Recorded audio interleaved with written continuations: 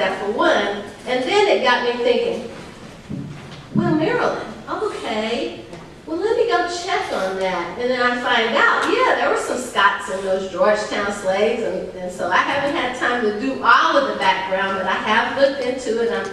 I'm pretty sure that my great-great-grandfather, George Washington Scott, was one of those folk that was sold to the folks that, you know, in Maryland that brought them down to Louisiana, and that, you know, created my dad and everybody else that was Scots. So it's important work.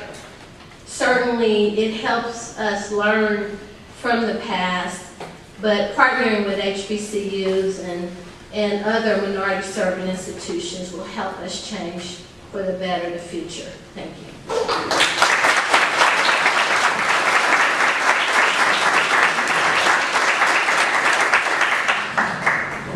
Thank all of you very much for your presentation. Now we're going to ask you a couple questions. I have a few questions myself, and there may be a few questions from the audience that we will take, if that's okay with you guys.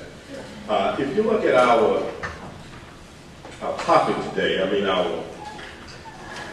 we are talking about university, slavery, respond, and repair. We're all universities. We know about slavery. You have responded very well. University Studying Slavery schools have responded very well. Now, how do we move to the repair level?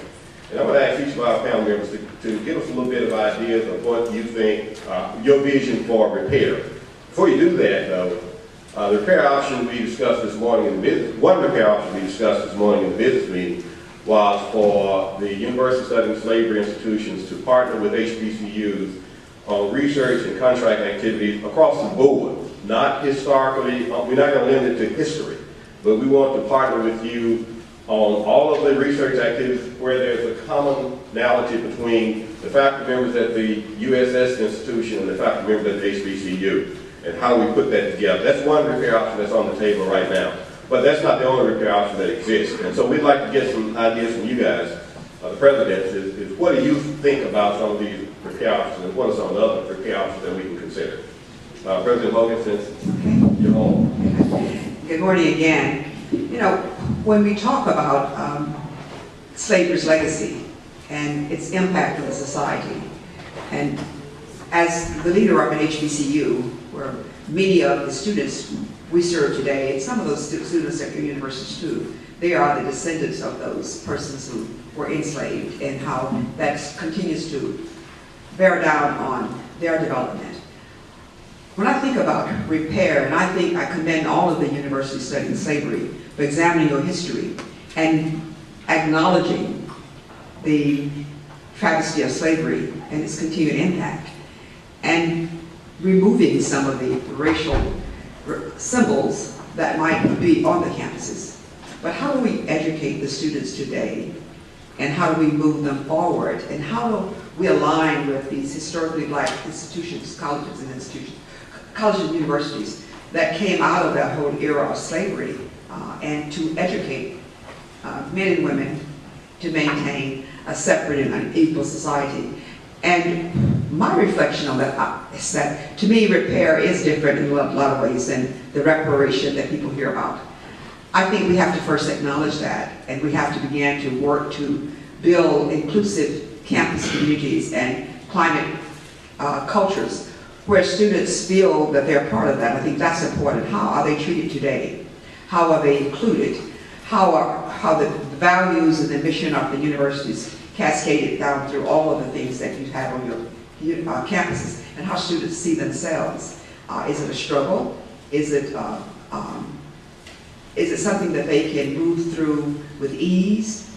But also I think that when you talk about the lineup of the universities and how they were able to build their endowments and the sustainability, and you know that was done with the work of slaves. And you think about the historically black institutions today that were created to serve African Americans that were freed from slavery.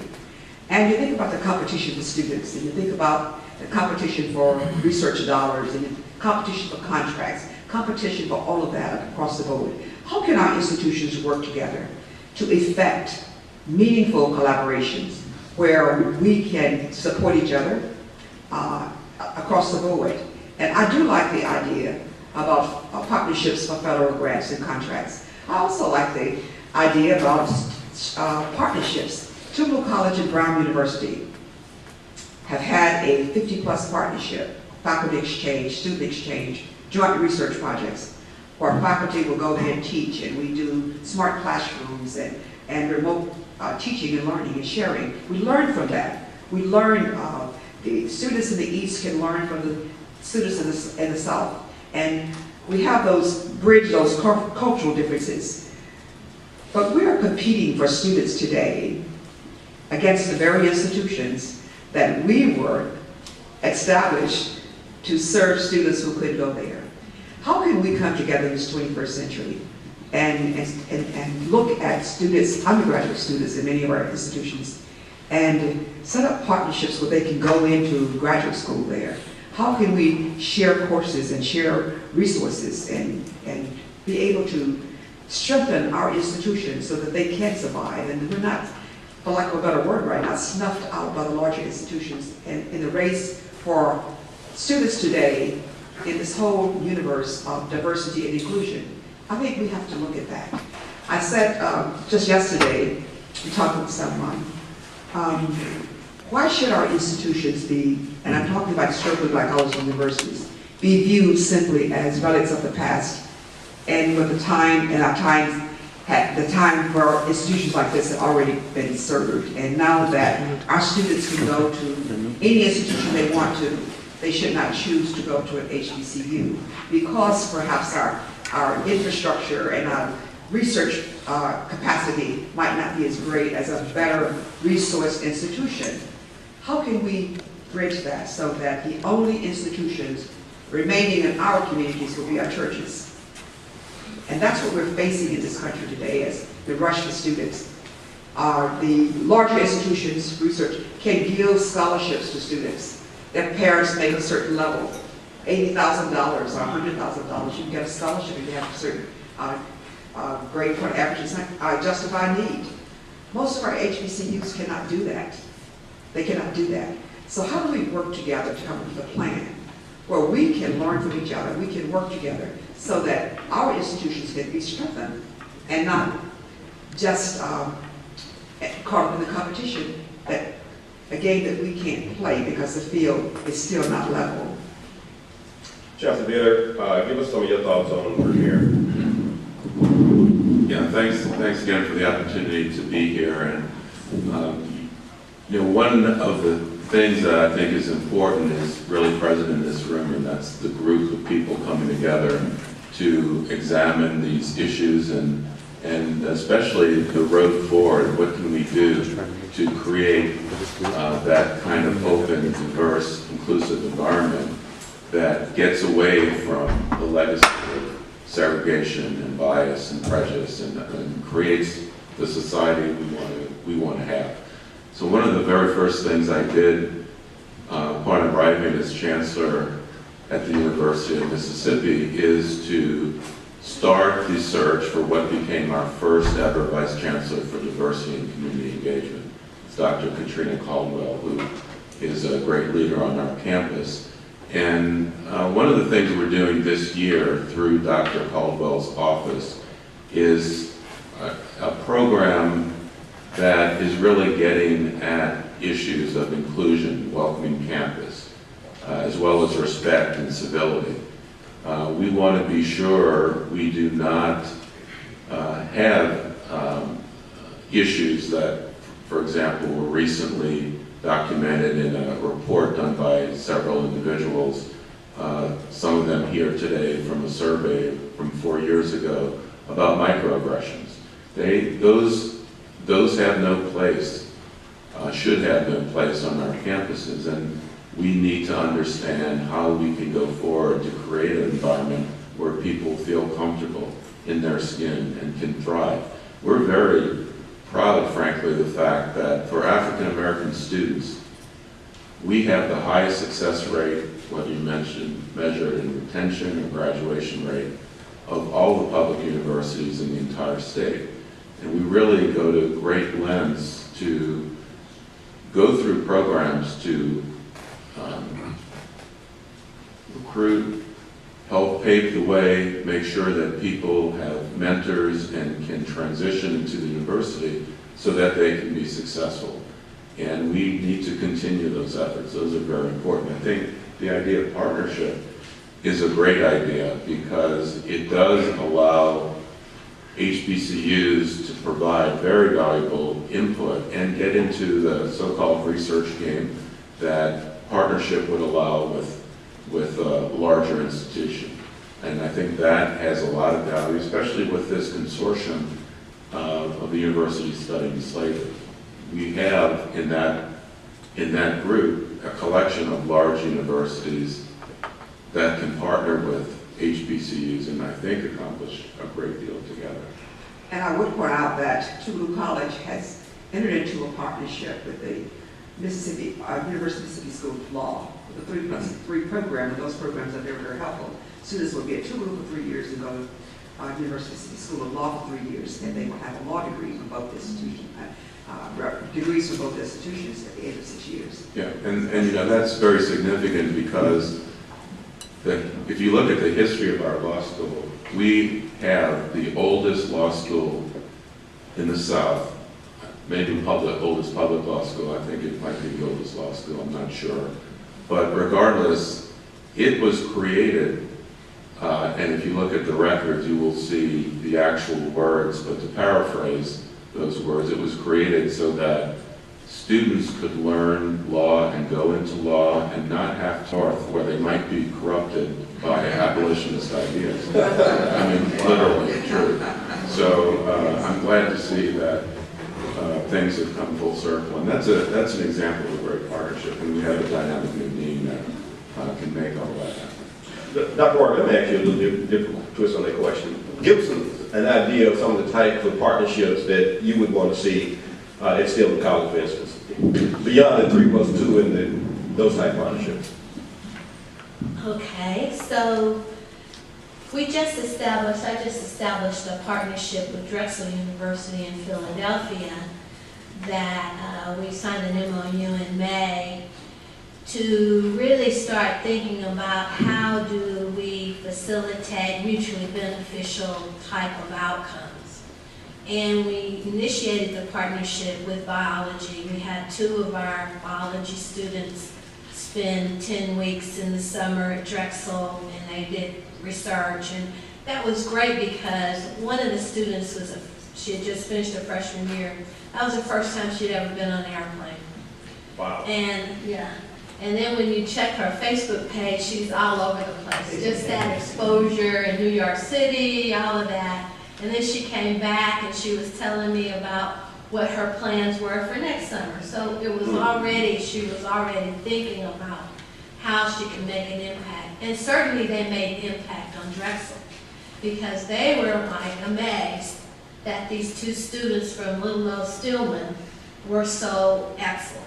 And, you know, so it kind of dispelled a lot of their stereotypes of what they think African-American students at small liberal arts colleges know and can do.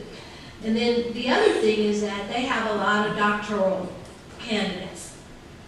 And because most of their doctoral candidates don't teach, they're doing research, they have students that need to get some teaching experience. So they sent 2 of their doctoral candidates to Stillman, and they're teaching biology this fall. They're teaching 2 classes each, they're ABD, so they can get some experience in the teaching setting. And so that's really important because everyone who goes and gets a PhD doesn't necessarily want to be a researcher, so to speak, and certainly, you know, Michael Jordan, I love research and you know, but you find that different people like different things. Some people are very good at teaching. Some people are very good at research. There's not too many people who are good at both. And I think Michael Jordan proved that. You know, when he tried to play baseball. So, you know, great at basketball, but, you know, just because you can do one thing thing very well doesn't mean you can do others. And I think in the academy, we kind of think, oh, teaching research service, everybody can do that. And what we find is you have a lot of good researchers, you have a lot of good teachers, and then you have very few folks doing service. I'm going to take exception to that. Yeah, but anyway, so we're expanding this to math, and they have been doing co-op for over 100 years, and so with these initiatives that are going into place with the public-private partnerships and interest in workforce development and enhancing skill sets, you know, we as a liberal arts school need to find out, well, what are those skill sets for liberal arts graduates in this real world if you're not going to graduate and professional school. And so our next interns that research interns, summer interns that go to Drexel, they'll do the research, but then they'll spend the next semester doing co-op in whatever area that their discipline expands. So I think you have to be creative. I think there are things that you do well and that other HBCUs do well, and try to match up who wants to do it. Because, you know, in faculty, you know, I tell my faculty all the time, and my administrators especially, people do what they want to do. So I think you have to find the right person at the institution who's willing to champion this, you know, first, and then try to partner them with the folks at our institutions that are really committed to making this work, and then the students are the beneficiaries, and I think that that's a win-win for everyone. What are some of the partnership relationships that can actually generate additional income for the schools? Well, I think in terms of research, and I sit on the NIH study section, so I'm reviewing grants all the time, just because I figure when I retire, I want to have some money to travel. So I think what's important is to partner on those types of grant programs that, you know, NIH, every R01 researcher can add a supplement, or even a center grant. You can add an underrepresented supplement. It doesn't cost you anything. It adds, you can add faculty, you can add students, you know, from underrepresented groups, and actually you end up getting some indirect from it, so it doesn't cost the grant anything, but the grant has to have about 3 years left. If you just think about it, if you really are serious about enhancing diversity, what I would say is that you get everybody that has an R01 to add an underrepresented student or faculty member or postdoc or junior, if you're really serious. And I tell you that because I was on faculty at the University of Texas Health Science Center in Houston, and I was on the School of Public Health, and they asked me to be on the Health Science Center's multicultural committee, which is the diversity committee. And so we go to the meeting, and there are representatives from dental school and med school and all over the whole graduate programs through the whole Health Science Center. And so everyone's like, oh, we need to increase diversity, we need to increase diversity, we need to do this and that. And so that's what I said. I said, well, why don't you, all of you that have R01s, just tell the R01s and all the R-series investigators to add a supplement, add a student, add a high school student, add a college student, add a postdoc or faculty. And they're like, oh, that's interesting. Let's have a dinner. Let's have a multicultural dinner, you know. And so, obviously, I didn't go back to any of those meetings, but I think you really do have to think about, there's lots of resources there, and certainly when you can grow researchers, it's just so important to be able to help HBCUs grow their faculty so they can be good partners for you in increasing diversity on your campuses. I had recruited a Howard graduate in biochem when I was a dean at Elizabeth City State, North Carolina, and he had just done a postdoc at Johns Hopkins. And so in order to keep him on the faculty, I knew I was going to have to figure out, okay, he can't just be teacher, teacher, teacher. We'll have to try to find out some research. So I had a conversation with him about what kind of research are you interested in? And then I searched the NIH funded researchers and found a guy at Michigan State. And so I reached out to him, sent him his resume and said, look, I have someone, I'll help you write the supplement application. And it worked out well. He went to Michigan State every summer. He brought funding back to Elizabeth City. He had students, took students there the next time. And so it works out really well. Now he's the chair of biochemistry at Campbell's Medical School. Wow. So it helps to develop the folks you really want to partner with so they'll have the capacity to partner with you.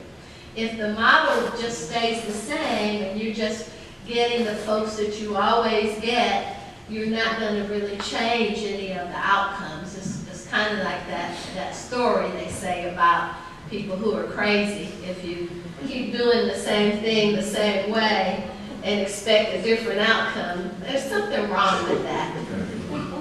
One last question to the three of you. What advice would you give university studying slavery for moving forward with repair?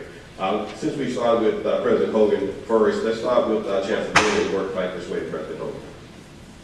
Well, I think we have a very active group, and the consortium that's formed is a great networking opportunity to really advance research. And today, especially with the advent of big data, data science, and one of our 4 university-wide priority areas that we call flagship constellations is on data science.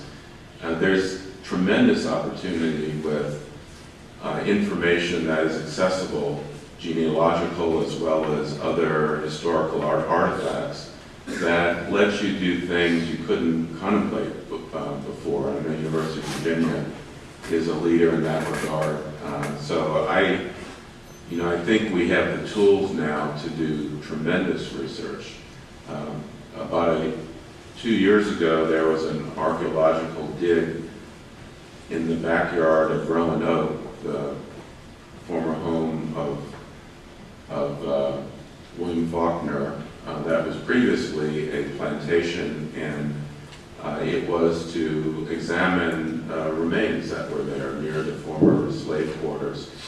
There are former slave quarters on our main campus, or locations of former slave quarters, one of which is actually accessible, not covered by a building currently. So there's a lot of opportunities to do creative things, and with the tools we have these days in academia and in the world of information technology, there's almost no limit to the ability to connect, explore, examine relationships, and develop a much deeper understanding of the past, as well as trying to use that to suggest progressive ways to go forward. Thank you, Dr. Moore. One of the things I think moving forward that we should consider is research on the slaves who were inventors. And when you start thinking about slavery and then those inventors, and then, even more recent inventors who came out of HBCUs solving problems.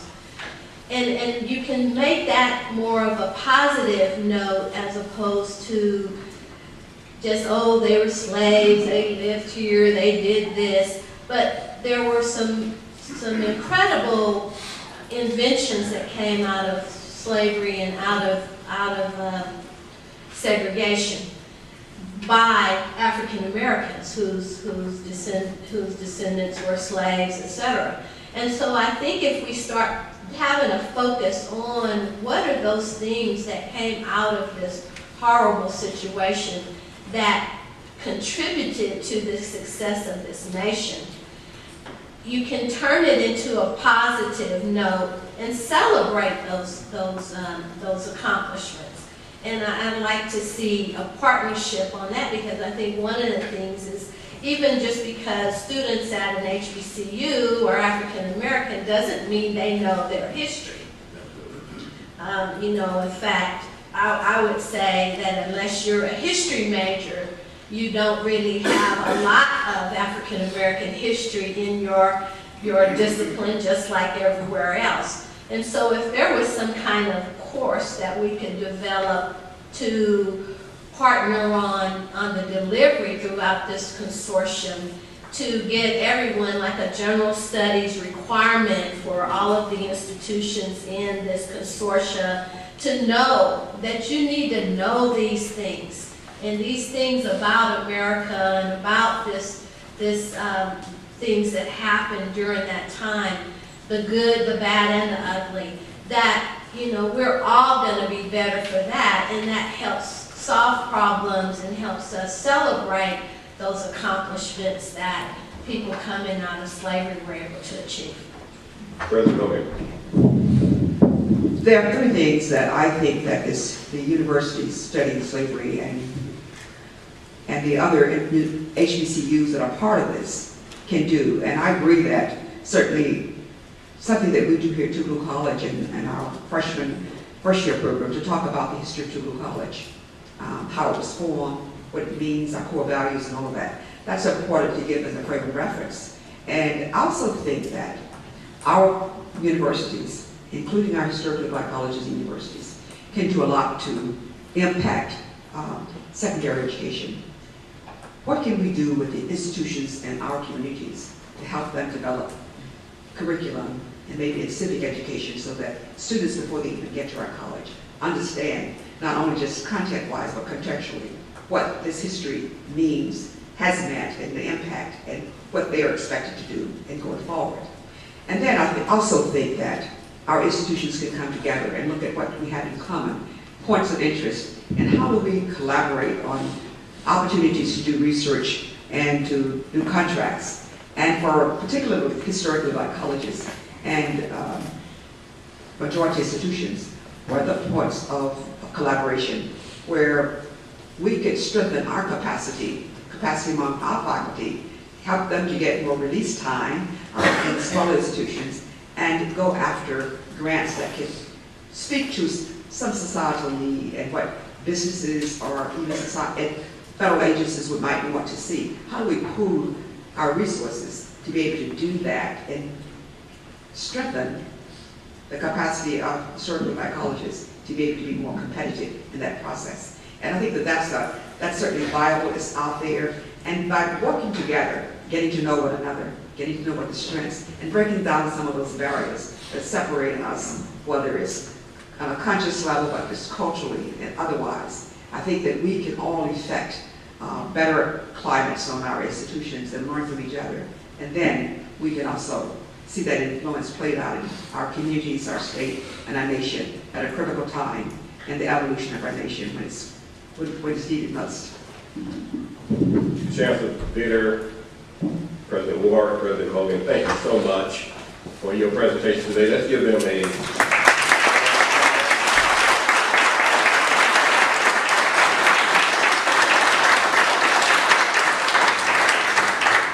appreciate you so much. This session is now concluded. The next session will start here in 11 minutes. Just raise your hand and say hello. And from the University of Virginia, Dr. Kurt Van Dake. Kurt. And from Georgetown University, Dr. Joseph Farrar. Joe. So this is a conversation. A few minutes ago, we were fortunate to have three college administrators to talk about repair. And they gave it to us at their level. So now we're going to break it down a little bit more and talk about how do we implement repair. And so we're looking for some ideas and discussion about implementing repair. You know, the question comes up is, once we remember, once we do plaques on our own campus, once we open it up, ma'am, you're not going to bring food here. Ma'am, thank you. once we recognize and remember, then what's the next step? How do we make a systemic repair that can impact America? Now, the University of Mississippi is in Oxford, Mississippi, but their fingerprints spread throughout Mississippi and the nation. The same for Virginia, the same for the University of Virginia, the same for Georgetown, the same for William and Mary. So should our repair options spread across the country? Should our repair options be limited to our campuses? From my perspective, the answer is no. Is supporting and helping HBCUs become financially sustainable through research and contract partnership a viable repair option? Are there other viable repair options? So why don't we start the conversation? Joe, you pulled the short straw.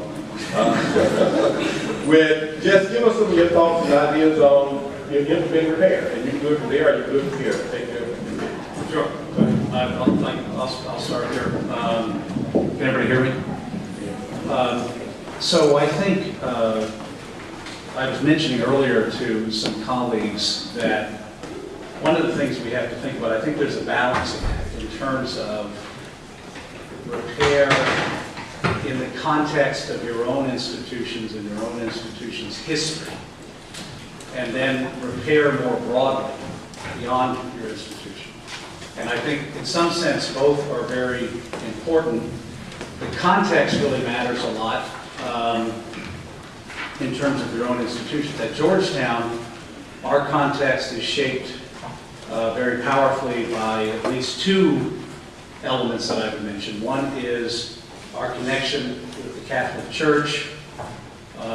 In our history, the history is tied up in the connection with the Jesuits, which is a religious order in the Catholic Church. It's the Society of Jesus.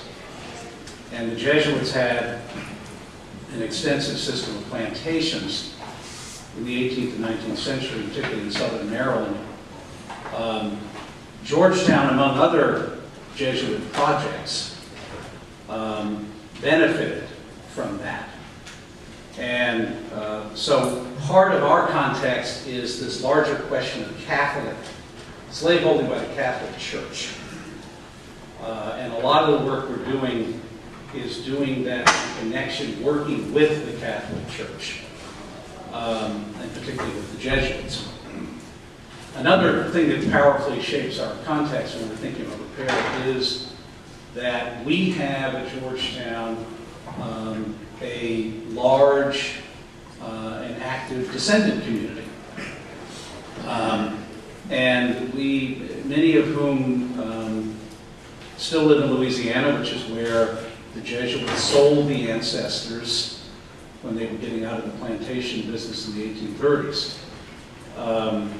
But we have descendants on our campus, we have descendants, I've met descendants all over this nation of the Jesuit plantations. So that's another part of the context that we have to think about, because we're having real live conversations with real live people who are descended from the ancestors of the Jesuits enslaved. So we have to think about repair in that sense. We have to think about how do we partner with the Catholic Church and what are their obligations? What are they called to do?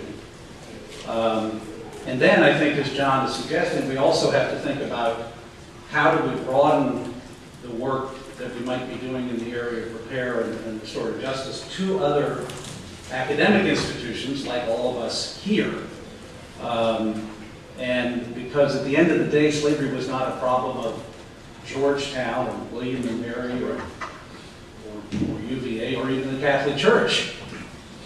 Those are simply examples of institutions that were engaged and involved in the institution of slavery. There are many others in our society, many of which have never stepped up the way universities have. I think there's a lot of attention on universities precisely because universities have tried to engage this history.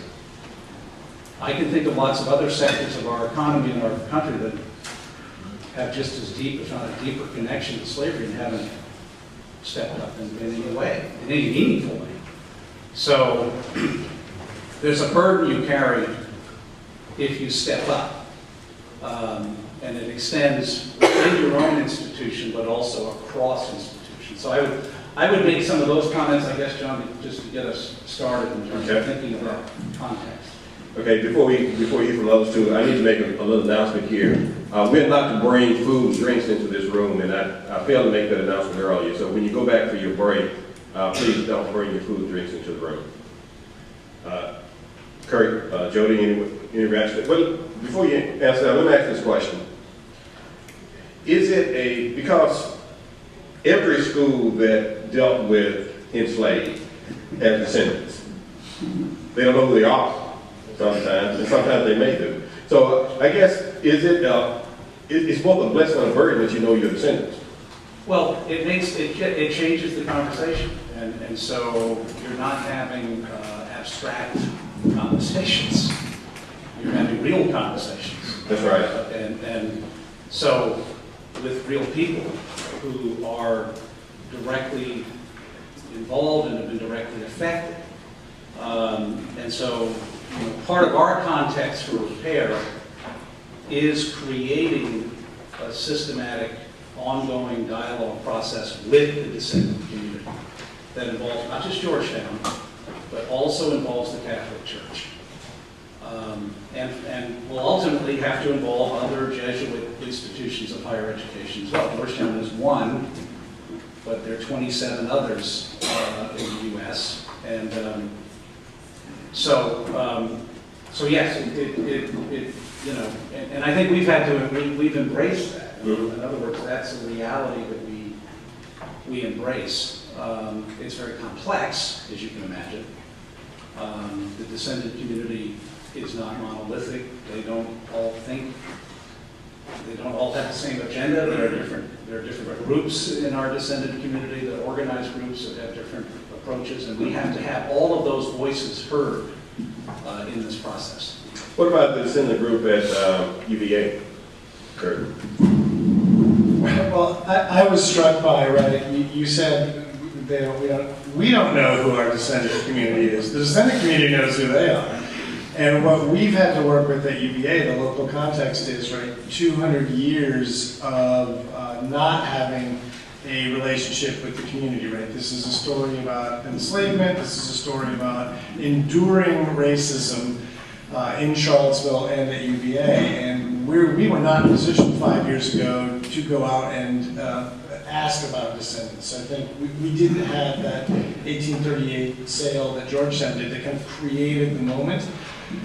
But by doing this work, and this is for those of you representing predominantly white institutions, right? This is the job. You have to go out and just, I was making notes here as we were talking, right? You got to clean your own house first. That's the first order of business. Just tell the story, be honest about it. And in doing that, there's a lot of people watching and listening. And this doesn't get us to repair, but it gets us to creating the ground in which I think it can happen.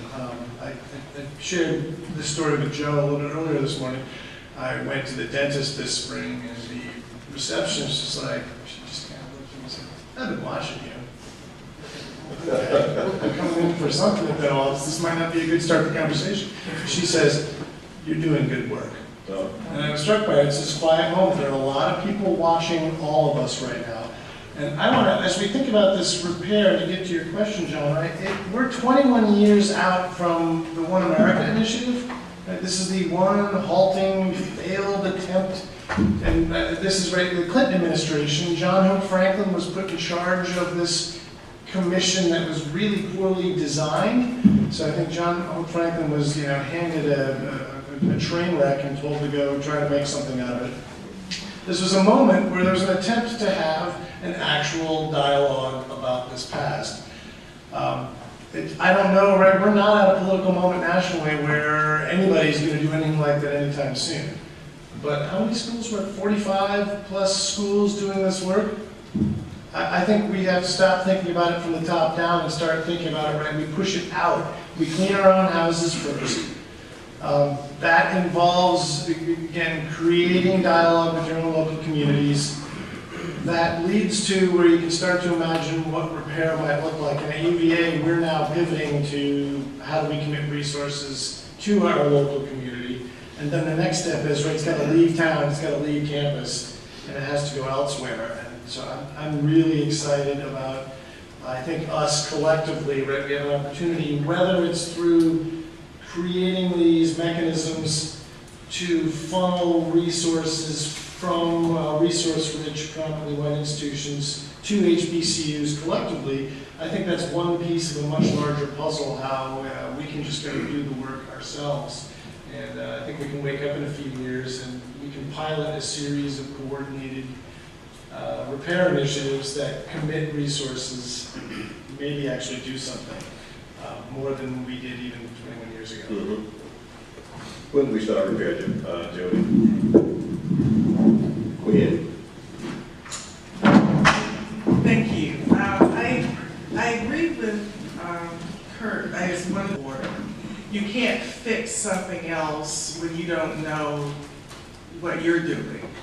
And we've been working at this at William & Mary, and I counted since about 2007, because that's when the student resolution was passed, calling on William & Mary to study its history with slavery, make that history public, and then memorialize the enslaved who came. And so they kind of pulled the administration along with them. And it was kind of this perfect storm moment where we had the president, the provost, and the board at that time were open to these kinds of thoughts. And so by 2009, they had established the Lemon Project. The board had said we are going, not only did we own slaves, but also not only did we challenge any of the tenets of Jim Crow. And so we need to work on not only learning about slavery and dealing with slavery, but also slavery's legacies. And so that was the board resolution that was passed in 2009. They named it the Lemon Project because he was a man who was enslaved by William & Mary. And at the time, we knew the most about him. And so, but he certainly represents all of the people known and unknown who were enslaved by the college. And so those are our initial steps. Again, trying to, that first 8 years we were to focus on archival research.